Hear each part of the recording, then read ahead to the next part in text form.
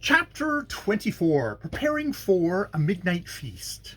Dick was in a quandary as to how he was to treat all his friends, and called Sam and Tom to him for consultation. "I've got $1.25, said Sam. "You can use that, and welcome." "And here is $1.10, added Tom, passing over the amount in 10-cent pieces and nickels. "Haven't you any money of your own?" "I have $2.30, answered Dick. "That makes $4.65, said Tom, summing up. "That's enough for a pretty fair blowout." "So it is, Tom. But where is the stuff to come from? Mrs. Green won't sell it to me." "That's true. And she has her pantry all locked up." "Oh, pshaw! You wouldn't want to treat the boys on school stuff," said Sam. "Get 'em something from Cedarville, some bottled soap, candies, nuts, and things like that." "That's the talk, Dick. Let us sneak out after dark and go to Cedarville," cried Tom. "That would just suit me." "I'll think it over," answered his big brother slowly.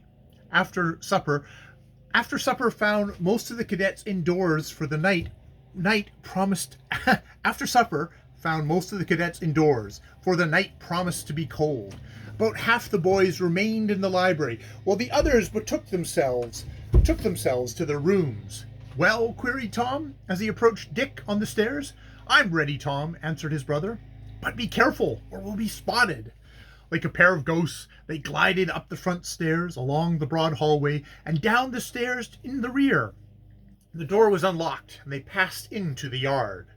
"Let us take Plague Snuggers into our confidence," whispered Tom. "For a quarter, I'm sure he'll let us have one of the captain's nags." "You can test him if you wish," answered Dick, who was doubtful. Plague Snuggers was found in the harness room, shining up some buckles by the aid of a stable lantern. "Hello, Plague. Working rather late," was Tom's greeting. "Yes, sir. Got behind," answered the utility man. "What brought you here?" "I want a horse, Plague. Which one can I have?" "A horse? Did Captain send you?" Instead of replying, Tom held out a silver quarter. "Don't ask questions, Plague. Just let me take a horse for an hour or two. That's a good man." "Can't do it, Master Rover. Against orders, sir." "Oh, yes, you can. We won't hurt the beast. We are bound to get to Cedarville and back before 10 o'clock. Do you want us to drop on the road from exhaustion and be frozen to death?" And Tom put the question in all seriousness. No, certainly not." "Then bring out a horse. That black will do. Here, take the quarter, Plague, and much obliged to you. Hurry up." "Was there ever such a boy?" grumbled the man, but nevertheless he arose and got the black horse ready for them, hooking the animal to a small cutter. "Remember, if the captain learns of this, I don't know nothing about it," he called out, as the two boys drove off by a back way, out of sight of the main buildings of the institution. "Plague is all right, if you know how to handle him," said Tom, as he took the reins from Dick. "I'll let him out a bit, and we'll drive to Cedarville in a jiffy." "Tom, you're getting more cheeky every day," was Dick's comment, yet he was far from displeased over what his brother had accomplished. Away went the cutter, the roads being now in excellent condition. Soon Putnam Hall was left far behind, and they came within sight of the Stanhope homestead. "I'd like to stop for just a minute," said Dick, but Tom shook his head.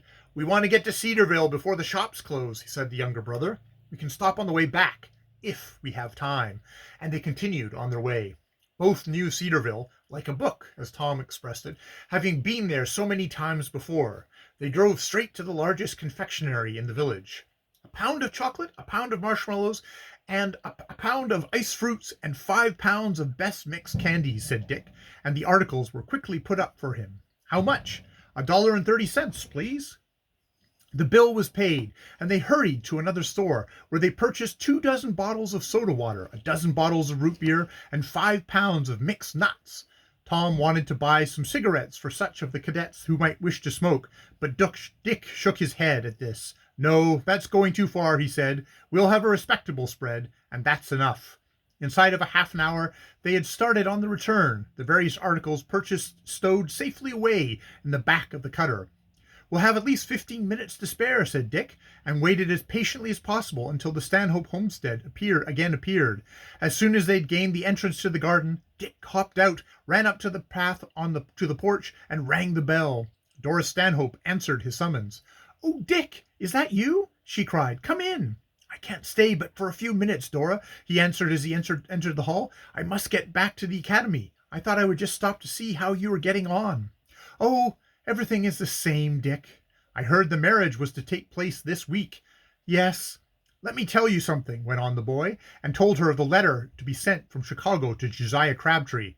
"Oh, I hope she gets it and goes," exclaimed Dora quickly, and her face brightened a bit.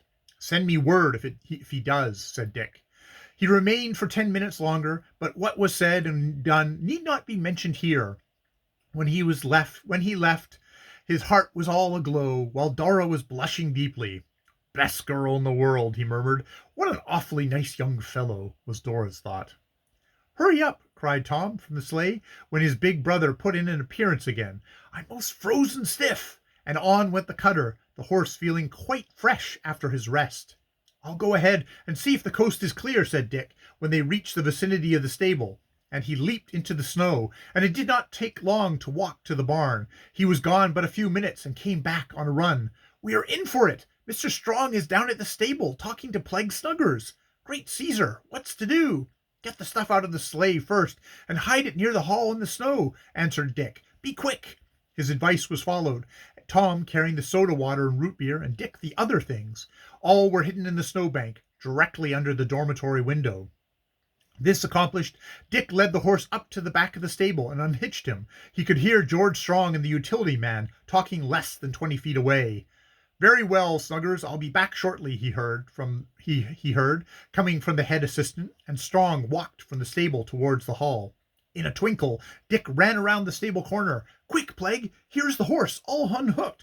Put him in his stall. The cutter is back there, out of sight." And as the hired man took possession of the animal, the youth ran off to join his brother at the entrance to Putnam Hall.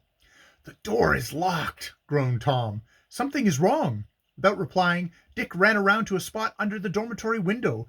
Making a soft snowball, he threw it against the glass, and followed this by several others. Presently the window was thrown up, and Sam, Fred, and Larry showed their heads. "Say, fellows, help us up!" cried Dick softly. "There's a wash line in the closet, the one my Aunt Martha insisted on tying around my trunk when we came here last summer." There was a scramble in the room, and presently the end of the line was thrown out. It was new and strong, and quite capable of supporting either of the lads' weight. "You go first, Tom, but be quick," said Dick softly, and his brother caught hold and went up with ease, bracing one foot after another against the rough stonework and projecting bricks. Then the rope came down a second time, and Dick ascended. Hardly were the boys in the room than there came a loud knocking on the door. "It's Mr. Strong!" gasped Sam. "What shall we do now? It looks as if we are caught." End of chapter 24.